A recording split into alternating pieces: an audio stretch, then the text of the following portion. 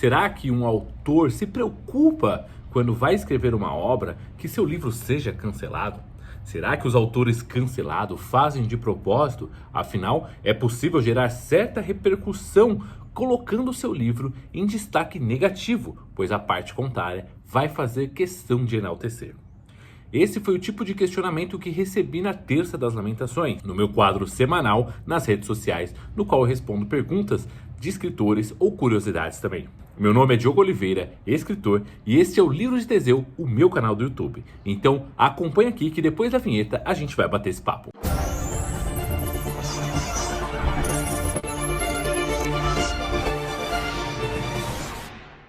Depois que eu recebi essa pergunta, eu fiquei me questionando, será que eu olho a questão do cancelamento aqui nas minhas histórias antes de dar procedimento? Ou o quanto que eu observo esse cenário de cancelados para poder escrever com medo ou sem medo? Antes de dar esse procedimento, vamos entender o que é o cancelamento em si. É um grupo de pessoas, ou às vezes uma pessoa, que ela não gosta de determinado assunto ou tema e levanta essa bola geralmente nas redes sociais. Um grupo de pessoas próxima a essa, ou que entende e visualiza daquela mesma forma, ou tem empatia por aquilo, acaba adotando essa bola levantada e começa a dar continuidade. E isso vai se propagando, se propagando, se propagando. E o que a gente faz para impedir isso? Nada. Não temos como impedir as pessoas de colocarem as suas ideias nas redes sociais. Isso se chama liberdade de expressão. Então, até onde o meu livro pode ir para fugir do cancelamento? Eu costumo dizer que o limite do cancelamento é a lei. Se o seu livro não infringe nenhuma lei no que está escrito, logicamente, você não tem o medo de ser cancelado. A sua obra talvez possa não ser bem vista, porém não é um crime que você comete. Agora, se você está a fim de agradar as pessoas nas redes sociais, essa história é outra. Quando eu comecei a ler, quando eu assistia filmes, ia lá na locadora de vídeos, pegaram uma fita, tinha um adesivo lá, proibido para menores de 18 anos. Esse adesivo, ele realmente já falava que o que continha ali poderia não ser próprio para pessoas menores daquela idade da qual, por nossas leis, já nos tornamos responsáveis por nossos atos. Você arrisca por sua conta e risco e pode assistir o filme. Se aquilo fizesse mal para você ou não, você estava totalmente ciente. Abaixo disso eram seus pais que decidiam. Provavelmente você via esse anúncio com a pequena legenda: os pais devem ser consultados, ou com a presença de um adulto, do seu familiar, para poder liberar isso para você. Até hoje, você vai assistir um filme de faixa etária que você não tem, você tem que ir acompanhado com alguém, ou eles nem deixam você entrar e você tem que mostrar a carteirinha. Eu não me recordo como que está essa lei hoje, estou muito aflito, principalmente porque eu completei 18 anos e não tenho filhos, então eu não estou muito por dentro de como as coisas acontecem. Mas o fato é que esse adesivo já deixava tudo muito claro.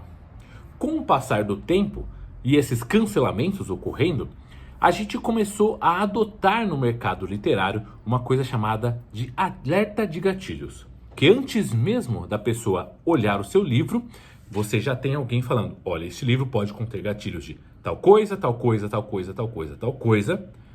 E você, se ler, vai entender que isso ocorre lá dentro. Para mim, é a mesma coisa do adesivo de 18 anos, impróprio para menor de idade, porém refinado, já peneirado para saber o que você vai encontrar lá. Podemos dizer que é um outro degrau disso. Funciona complementar os dois? Sim, porém, dificilmente eu vi um livro que tenha tanto o impróprio para menores de 18 anos com esse adesivo.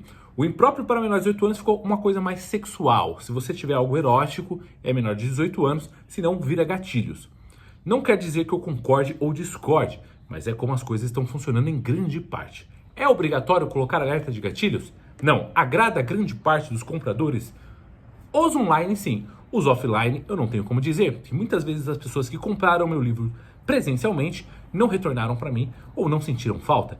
Pelo menos quando eu vou fazer uma venda em feira, em evento, presencialmente, ninguém abre e lê se tem gatilhos, ou ninguém me pergunta se tem gatilhos no livro. Simplesmente compram o livro pela sinopse, pela empatia comigo ou pelo interesse na literatura. Enfim, o cancelamento vem quando, às vezes, a pessoa ela se incomoda com algo e aí você não coloca o alerta de gatilhos, você não coloca esse adesivo de 18 anos, você não coloca nada disso e a pessoa acha, por um consenso das crenças e vivências dela, que aquilo não deveria estar lá. e ela começa a atacar as pessoas nas redes sociais. Isso na literatura está ficando um pouco mais comum, dependendo o autor. Principalmente os que já faleceram também passam por isso, mas é algo comum. Agora vamos aqui à cereja do bolo, ao que realmente o vídeo importa. Eu penso sobre cancelamento na hora de escrever minhas histórias? Eu digo que não. Eu coloco na história aquilo que a minha imaginação, que o meu complemento quer colocar para fora. Aquilo tudo, e que eu acho que isso sim vai dar um creme assim na história, por assim dizer. Isso, se fosse uma receita de bolo, seria não o recheio, mas aqueles pequenos cristais de açúcar que ficam entre as camadas, que quando o bolo assa ele derrete e deixa ele mais suculento. Se você nunca viu isso fazer, procure um tipo de receita assim, faça em casa. Agora o grande detalhe é, quando eu passo para os meus leitores betas, eu sempre fico atento às partes em que eu acho que eles seriam levantados gatilhos, por assim dizer.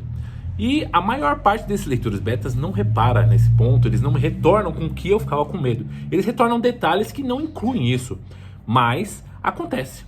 Uma vez, uma leitora beta falou para mim, olha, eu acho que você devia colocar alerta de gatilhos no seu livro. Isso aconteceu com Sommelier. Se você leu Sommelier, a pessoa falou, não, deveria ter alerta de gatilhos por causa da violência, por causa de algumas coisas que acontecem. Beleza, mas não era essa parte que eu estava preocupado.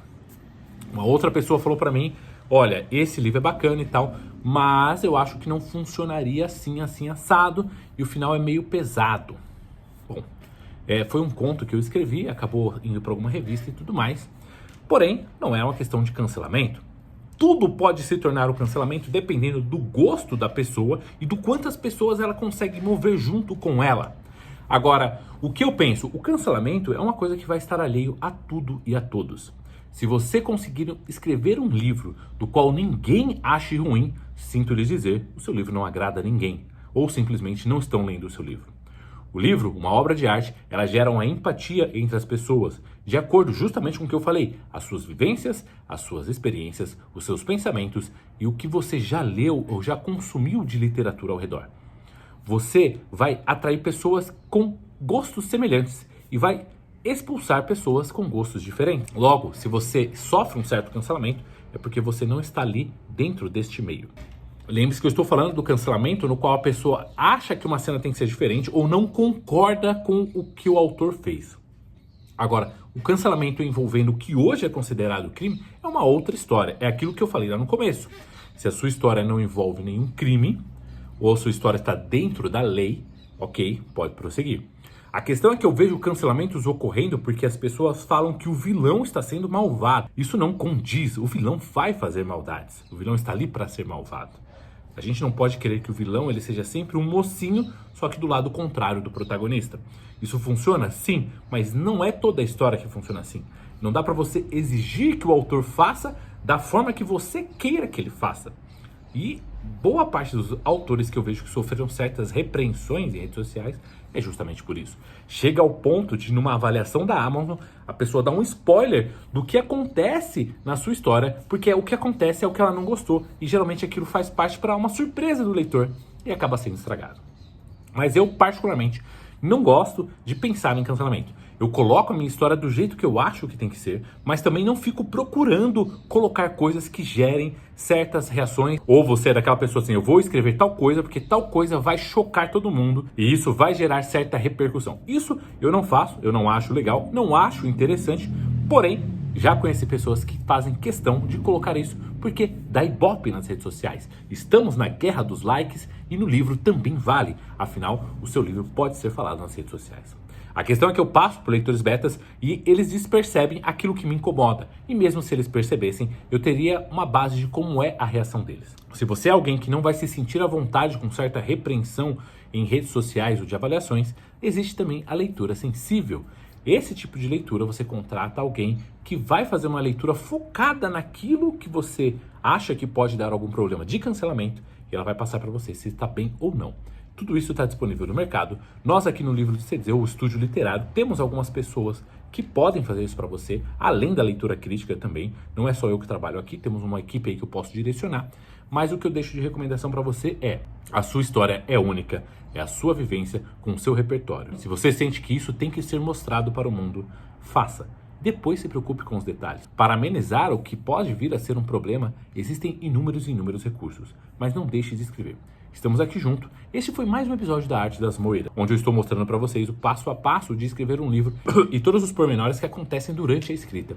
Como esse assunto surgiu, eu achei melhor compartilhar com vocês e espero que tenham gostado. Semana que vem eu volto com mais um episódio para a gente acompanhar e escrever você também o seu livro, seja agora em 2024 ou qualquer outra época do ano.